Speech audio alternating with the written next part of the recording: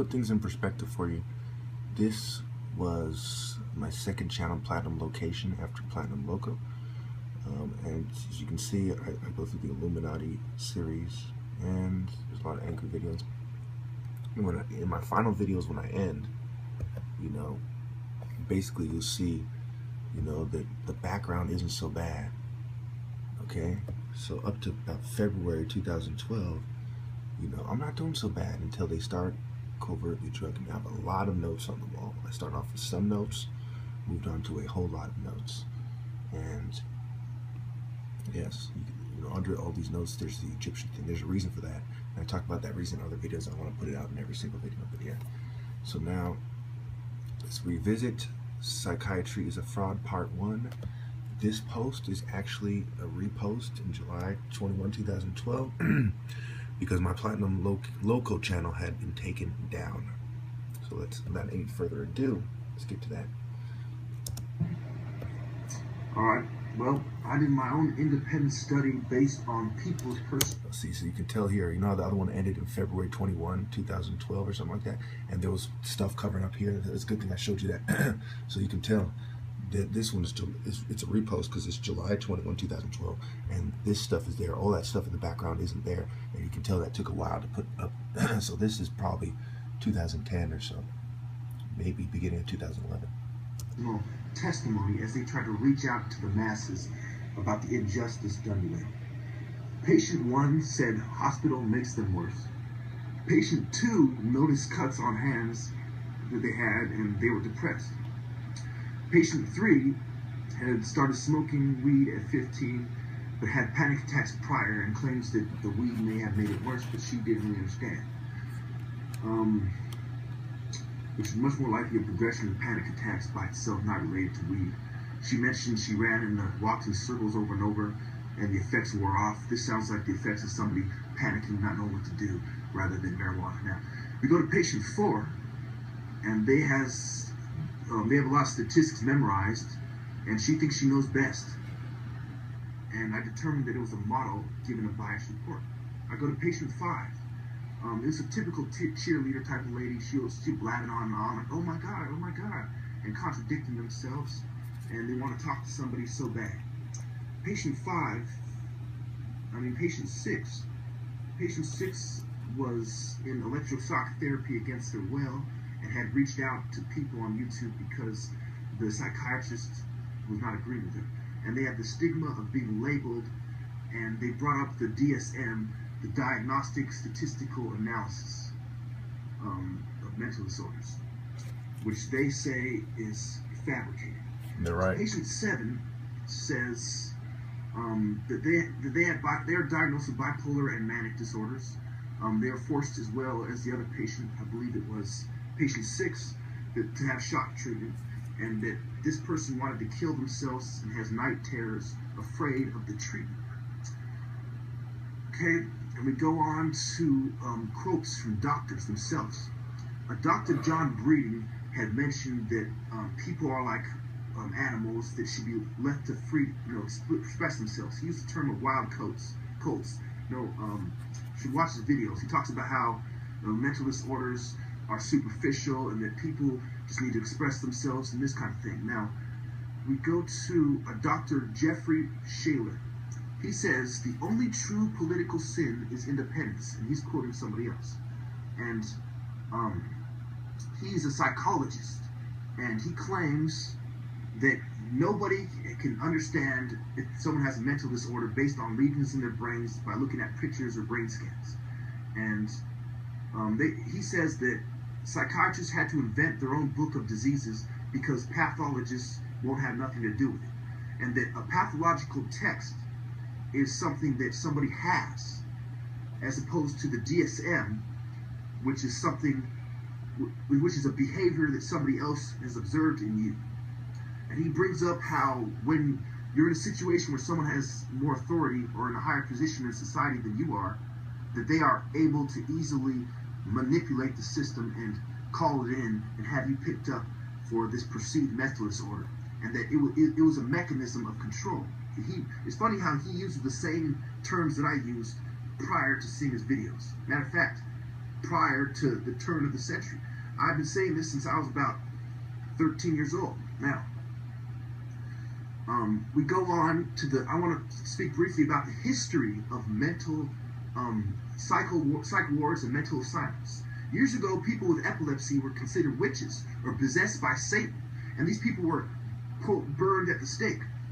Just 100 years ago, people with mental disabilities were regularly made to take, cold baths so they were freezing, and they were electrocuted on a daily basis against their will. This was part of the outrage that was coming from the ancient psych wards and mental asylums, which continues to this day, especially in New Zealand and Ontario, but also as well in America. So we get to another quote I'd like to bring up, is that this is myself, that I was inspired by watching the videos to... I don't know what to say that quote. This guy brought up the cross and how there's an occult symbolism. Well, I'll go ahead and play it, why not? To say, and I don't know if anyone's ever said it before, I haven't heard everybody's opinion on it, I haven't read every book. It's me trying to get people to think about the symbols in society. But this came to my mind. It said that a cross was a weapon used against Jesus Christ. Is it a coincidence that many hospitals have a cross on them to this day? Thank you. See, that by itself is neither here nor there, but it was designed to provoke thought. It was a thought-provoking statement, in itself, it's leaves you kind of like, it makes, that's an interesting way to look at it, kind of thing. But then it leads up to, my Illuminati series, because I believe when I made this, it was, actually I know for a fact, because I've improved that with my platinum location. I hadn't finished my Illuminati series yet when I had made this video. So, it was connecting this to the Illuminati series about symbolism and so on and so forth. Okay, so you can see that in my older videos, I'm kind of struggling with all the topics. I'm looking at my notes, and after a while I start getting good at, referencing my notes and making it into a speech. I'm going to University of Phoenix at the time, and there's a lot of speeches that take place, and I'm refining my speaking skills, oratory skills, and so it makes perfect sense that that's how it was. You can tell that I was wearing a hoodie and dark glasses. I wasn't exactly comfortable with what I was doing. I knew that it was serious. I knew that I was going to make a lot of enemies, a lot of powerful enemies in high places, and a lot of bootlickers in low places. I referenced from my notes the first, I think it was a 250 people study. I think it was the first 6 or 7 people in the study, and it was a mix of people that I interviewed and videos that I found on YouTube, and so, and they were relating to the hospital, people who had been to the hospital, people who were telling what they think. Some people were saying, well, I've been to the hospital and they've helped me and blah, blah, blah, and I determined that some of them were some kind of actors or actresses and models giving a bias report, and there's a lot of those. This is how, they stack the deck in their favor, for people like me that look at society, sociologists and people who do sociological studies and so on, who are looking at this from a sociological perspective. What is the exact effect of psychiatry on society? They stack the decks so that we can't truly get to the bottom of it. But so we use some insight, Of course, people can look at my study and critique it and say, well, I don't think this person's right. Maybe this person was actually just saying that, So, I didn't just say it's a mama giving the bias report. I said what they said as well. And, I thought it was very interesting. There's quite a few people aware of why psychiatrists are fraud, because as they look into it, they look into the sites. And remember, when they claim that these people have mental disorders, in many cases, I've seen a lot of studies that say that these people are some of the smarter people in society. I've seen other studies that say, well, low IQ is related to a mental disorder. I think what we're seeing now is a transition between them saying that they're smart, because when you say that they're smart, and a lot of these people come out and say that what you're doing is fraud and tricking them, it doesn't really help you. So what they're doing now is to actually say that they're actually the stupider people in society, that, oh, they're dumb anyway, don't listen to them, listen to the quote-unquote experts. Because to say that people with mental disorders tend to be smart, you know, which is what you know, if you say that people like Beethoven and Mozart had bipolar disorder and so on and so forth, then of course they're smart. They're some of the most genius people in society, you know. And so then they're trying to move away from that now. And so this video is revisiting Psychiatry is a Fraud, Part 1. The title is Eugenics Harassed by New World Order During My Study. If you noticed that earlier in the video when I played you the clip where I recorded from my phone. So I was harassed by the New World Order during my study. They pretty much put together, for one reason or another, what I was doing. I think probably from the comments, from observing me doing interviews, they said this guy is not controlled by us, and he's looking into the effects of psychiatry. You know, they probably knew, some of the people I interviewed probably were in secret societies. You know, they probably reported back. You know, they probably worked for psychiatry, so on and so forth. They probably were part of Momentum for Mental Health and the Scumbags of La Selva and so on and so forth. And they're saying, well, this guy's looking into this. He's asking us certain questions, you know, and so on. And the type of questions that I'm asking, you can tell that I'm trying to get to the bottom of it. It's just like when a criminal is doing something wrong. Imagine a gang doing something wrong, and then, you know, the detectives come and they start questioning a gang member. You know, well, where were you? You know, do you know this guy? Do you know anything about these drugs? And blah, blah, blah. And then they start reporting back to their, you know, friends. They said, hey, these guys were asking me the wrong questions. I'm worried about these guys. You know, we got to do something. Well, in this case, it's the people who control the law and the people with money who are saying this guy's asking the, depending on how you're looking at it, the right or wrong questions. You know, we got to do something about this guy. And so around that time, I was taken to the psych ward. And that's not a coincidence.